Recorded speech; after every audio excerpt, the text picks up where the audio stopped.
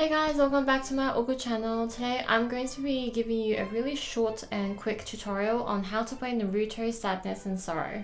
I've played two versions of this track before, and one is a solo flute version and the other one is an a cappella version. But today we're just going to be focusing on the solo flute version because I really don't want to kill your ears and start playing piccolo. One of the biggest points that I want you to keep in mind for this song is the tone quality. If you listen back to the original track, it's not played by this kind of flute here. I'm not exactly sure what instrument it is, but I'm pretty sure it's some kind of Chinese or Japanese bamboo flute. If you listen really carefully, the tone quality is completely different. It has a more kind of a rougher and airy sound. So that will be the first thing that you want to work on. Start by practicing a few long tones first. Play around with your embouchure and airspeed until you can achieve that same effect, or as close as you can, because at the end of the day, it's not the same instrument. So a good tip to keep in mind is aim your air a lot higher than you usually would. So normally you would kind of blow into the flute, but in this particular instance, you want to actually aim it as high as you can, because you want to create an airy sound, and that's how you can create the airy sound. Alright, so that's the first thing. The second thing is vibrato, and the vibrato is really prominent in this particular song. So we want to make it as exaggerated as possible. So think about making the fluctuation of your vibrato a lot wider and also a lot longer.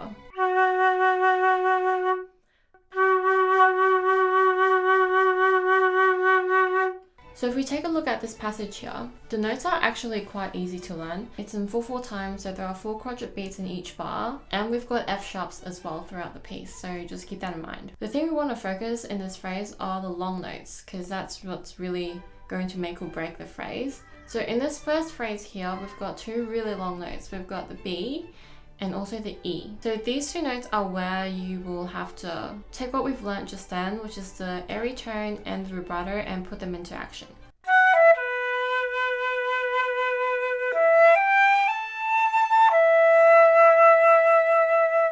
And to make sure that the phrase is all connected, you can even do a small crescendo on the B to tie it all together.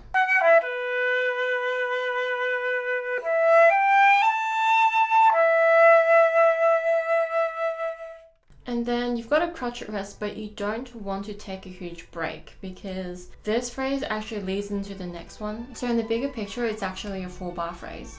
And the same thing with the next 2 bars here. We have G, B, and A, which are the long notes. So they are going to be your focus point.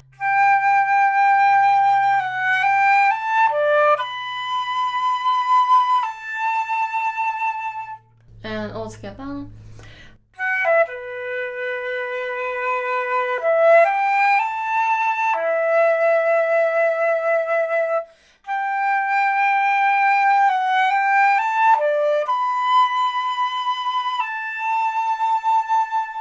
Okay, and then so the next little bit, the melody comes back again, but then this time there's just some grace notes to kind of change it up a little bit. With the grace notes, what you want to achieve is you want to make it sound as short as possible without losing the clarity. So the first grace note that comes up here is the CBA. So you want to make the C and B kind of almost like an upbeat to the A. So the A is the main note. Don't make the main note the grace notes because it won't sound good. And the last thing that you need to watch out for is just to make sure that the grace notes are still within time. If you need help doing that, just play it to a metronome.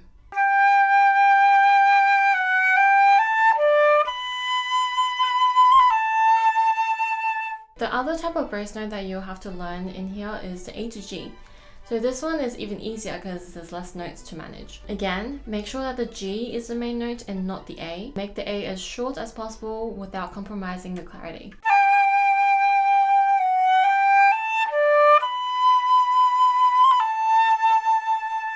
Alright, we're going to look at the next part. Again here, the notes are really easy to learn. The only thing you really need to watch out is for the tie. Just make sure that you stay on time. Again, it's really easy to solve that problem, just play to a metronome. Here again, you can see that the long note is E, and in the next 2 phrases, it will be B and A. Completely the same idea to the first melody. You just have to make sure you perfect your vibrato and your tone and apply it to those long notes.